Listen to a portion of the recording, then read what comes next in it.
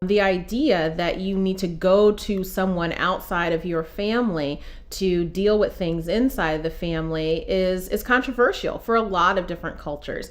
And who you even consider to be outside of the family is something that is defined by each family, by each culture. So some people may consider a spiritual leader someone who is part of the family, particularly if their faith or their spiritualism or their religion is an important part of how their family system works and undergirds their family culture very strongly, versus people who are much more individually focused. And the idea is that you're somehow supposed to be able to figure this out yourself.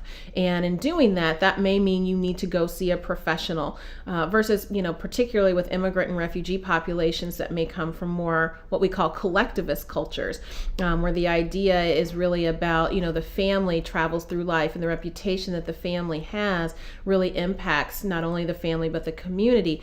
In those cases, it might be much more difficult to think about going outside of the family to seek any sort of guidance for problems, because then you have to worry about what's the reputation of the family going to look like. Are you able to find someone that you can trust, that you can talk to, who is not going to go back to another part of your community and kind of display all of your secrets and all of the defects that you have? And so I think in terms of how I work around culture as a therapist, I think that's a very important aspect. I always ask about it. I don't make assumptions when someone walks into the room based off skin color, based off of language, based off of country of origin.